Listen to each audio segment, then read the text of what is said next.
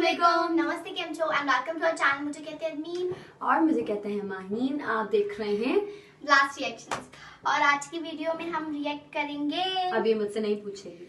हाँ, अब हम लोग रिएक्ट करेंगे TVS aspirants official trailer streaming now. तो इस पे रिएक्ट करेंगे, इसके ऑफिशियल ट्रेलर पे।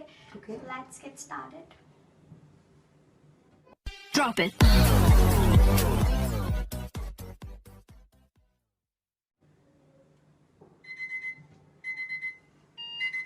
मैं कैसे कर रही हूँ?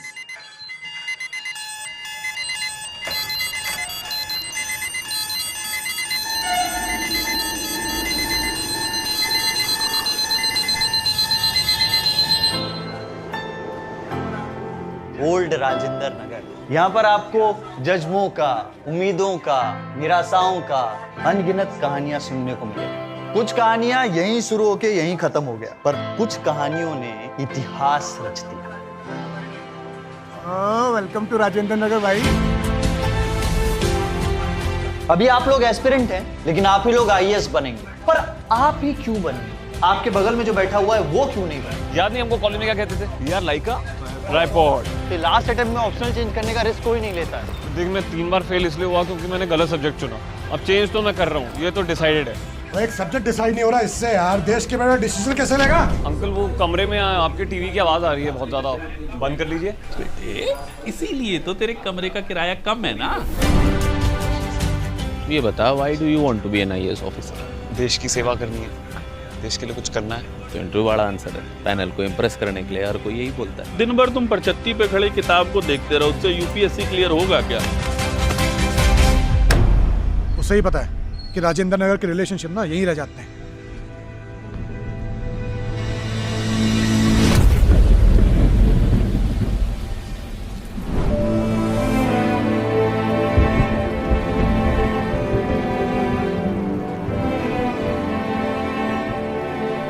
देखो अभिलाष, तुम अगर 100% कॉन्फिडेंट होते तो रिजाइन करके जाते, सबैटिकल लेके नहीं। किसी ख्वाब में मत रहना कि आ गए हो, कोचिंग कर रहे हो तो यूं निकल जाएगा। ये UPSC है, UPSC निकलता नहीं है आसानी से। तुम्हारे सभी सॉल्यूशंस के अंदर एक सबसे इंपॉर्टेंट चीज मिसिंग है और वो है पॉजिटिव अप्रोच। ये UPSC का एग्जाम ना फिजिकली नहीं, मेंटली भी चूज किया। फर्स्ट अटेम्प्ट नहीं निकला, सेकंड नहीं निकला, थर्ड नहीं निकला, फाइनल अटेम्प्ट नहीं निकला। पलट के देखोगे जिंदगी का 6 साल गायब। सेल्फ कॉन्फिडेंस जमीन का नीचे घुसा हुआ होता है। मेरा दिन भी ना हिंदू से शुरू होता है और योजना कुरुक्षेत्र में खत्म। नोट्स बना बना के अंगूठे के फिंगरप्रिंट बदल गए मेरे। तू रियल में क्या सोचता है उससे घंटा फर्क नहीं पड़ता। So fake it till you make it.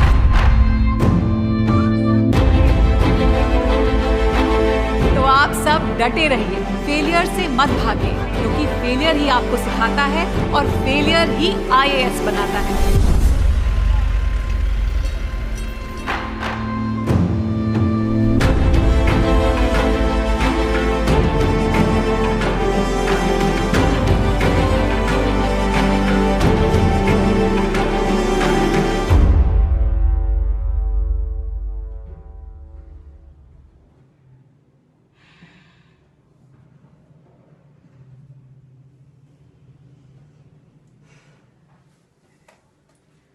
Okay, तो Wow, amazing it was trailer. so motivational. It was so motivational. और इसमें एक बात तो ये काफी ज्यादा हाईलाइट हुई कि आप जितने भी अटेम्प्ट्स कर लो, उसका मतलब ये नहीं है कि उसके बाद आप नहीं अचीव कर सकते। कभी भी सक्सेसफुल नहीं होंगे, जरूरी नहीं है ऐसा। लोग यूजुअली पहले या दूसरे अटेम्प्ट के बाद बोलते हैं यार हम इस फील्ड के नहीं है या हम ये नहीं कर सकते, और वो फिर जो है वो गिव अप कर लेते हैं। बट अगर आप कर सकते हो तो आपको गिव अप नहीं करना चाहिए, और अगर आप डटे रहोगे तो लगता है कर सकते हो। इट्स लाइक कि अगर आप करना चाहते हो और आप अगर सोचो माइंड में लक नहीं चल रहा, नहीं लक नहीं चल रहा, लेकिन अगर आप माइंड में बहुत ज्यादा क्योंकि माइंड हमारा बहुत स्ट्रांग होता है, अगर आप माइंड में प्रॉपर एक पक्का करते हो ना तो आप वो कर सकते हो, आपको कर सकते हो। अच्छा, बहुत सारी मूवीज में भी हमने देखा है कि पहले लोग बहुत ज्यादा नहीं कर रहे होते, फिर वो सोचते हैं कि यार मुझे करके दिखाना है, अब मैं कर लूंगा, तो वो फिर कर लेते। तो it's all about our mind. Exactly, ये हमारे माइंड की बात है सारी। और जरूरी नहीं है कि अगर हमें एक दफा 2 दफा नहीं मिला तो हम बाद में भी नहीं कर सकते। और ज्यादा आई थिंक फेलियर्स ही जो है वो पिलर्स होते हैं सक्सेस के, जो कि हमारे पोजीशन होल्डर्स बच्चों से ज्यादा होते हैं। हाँ, क्योंकि फेल होने के बाद आपको बहुत एक्सपीरियंस मिलता है जो कि पास वालों के पास नहीं होता। फेल होने के बाद आपको पता होता है कि आपने कहाँ मिस्टेक की है, वो आपकी लाइफ पे पूरा थ्रू आउट आपको लाइफ बहुत हेल्प करता है। और स्पेशली इन टिपिकल चीजों में जैसे कि ये यूपीएससी है, इसके अलावा यहाँ सीएसएस होता है। एग्जैक्टली, हाँ, यहाँ सीएसएस होता है। तो इधर जो है आप जितनी बार अटेम्प्ट करोगे, जितनी बार गलती करोगे, वो आपके नेक्स्ट टाइम के लिए बहुत ज्यादा हेल्पफुल रहेगी आपके लिए। तो ये यूपीएससी का मेरा ख्याल से यही गेम है। तो वो यही कहते हैं कि आप फेल हो रहे हो तो इसका मतलब ये नहीं है कि आप अचीव नहीं कर सकते या आप कुछ गेट नहीं कर सकते या आप आईएएस ऑफिसर नहीं बन सकते, बन सकते हो। इसके अलावा वो लाइन जो उन्होंने बोली कि मैं देश के लिए कुछ करना चाहता हूँ, और वो फिर बोलते हैं कि ये तो सब बोलते हैं।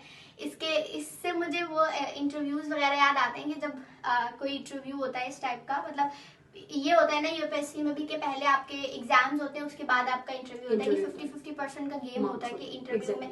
इसीलिए वो ये भी कहते हैं कि आपका सिर्फ फिजिकली नहीं, ये आपको मेंटली भी चूस लेता है। इसके अलावा आपकी एबिलिटीज भी जज होती है, क्योंकि लिखने वाला रिटर्न वर्क तो अगर लोग कर भी लें तो फिर वो इंटरव्यू में जाके फंस जाते हैं, इंटरव्यू में जाके कुछ गड़बड़ कर देते हैं। क्योंकि उसके लिए आपको मेंटली एक्टिव होना होता है, आपको रैपिड जवाब देना होता है और रैपिड उस क्वेश्चन को समझ के आपने आंसर देना है। लिखने में कि आप सोच के आंसर दे सकते हैं। हाँ, तो वो इंटरव्यू में लोग आपसे जब रैपिड क्वेश्चन करते हैं तो आप उसको किस तरीके से टैकल करते हो और सामने वाले को अपने जवाब पे अग्री कर लेते हो, ये बहुत बड़ी बात है। तो इसीलिए ये हर तरह से आपको जो है आपका इम्तिहान लेता है एक तरीके से, तो ये बहुत बड़ी बात है। तभी वो कहते हैं कि ऐसा नहीं है कि ये रटा हुआ तो जवाब सब देते हैं। तो मैंने काफी इंटरव्यूज में सुना है कि हम देश के लिए कुछ करना चाहते हैं, इसलिए हम ये कर रहे हैं। तो शायद मुझे लगता है कि अब अगर कोई करना भी चाह रहा होता है तो उसको भी लोग समझते हैं कि यार ये तो रटा हुआ जवाब है और शायद इसके दिमाग में अब ये सुन सुन के।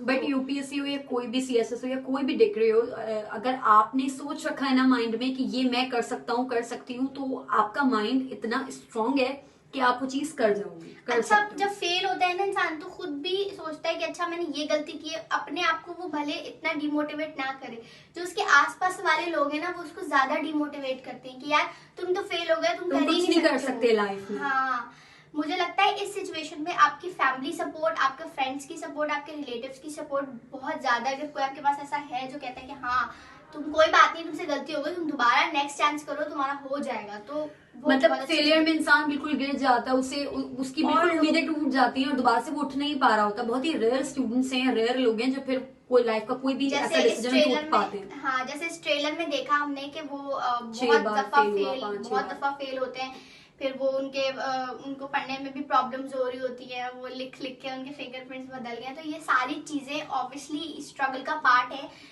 और स्ट्रगल वो ही होती है जो आपको सीधा वो कहते हैं ना, आप ओवरनाइट स्टार बन गए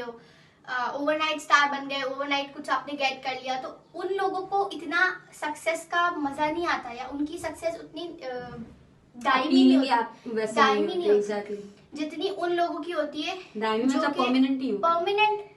हो भी सकती है, लेकिन उनको उस लेवल की उनकी सक्सेस नहीं होती जितना आप स्टेप बाय स्टेप सक्सेस को ले रहे होते हो और उसके लिए स्ट्रगल कर रहे होते हो, बहुत ज्यादा करते हो। तो फिर उसका एक अपना मजा होता है, उसकी एक अपनी बात होती है, यार मैंने इस लेवल पे पहुंचने के लिए पीछे क्या क्या किया है मैंने। और जो भी लाइफ में सक्सेसफुल है किसी भी फील्ड में, आई थिंक उनके पीछे जो जर्नी है वो सारी फेलियर्स, वो सारे लोग फेलियर्स ही हैं जो अब सक्सेसफुल हुए हैं। तो I think failures he success को हासिल कर सकते हैं रादर देन अगर हम पास वाले स्टूडेंट्स को देखें। तो उनकी जितने भी बड़े बड़े लोग हैं सबकी बैक स्टोरीज जब आप सुनो तो आप हैरान रह जाते हो कि यार इस बंदे को भी पैसों की कमी थी, या ये बंदा भी ये बेच रहा होता था, पहले कुछ कर रहा होता था, घर नहीं था, गाड़ी नहीं, या ये बंदा भी फेल हो सकता है, कभी फेल था और इतना सक्सेसफुल लाइफ में नहीं था, फेल होता था, और हम समझ रहे होते हैं यार ये तो बस इंटेलिजेंट है बहुत।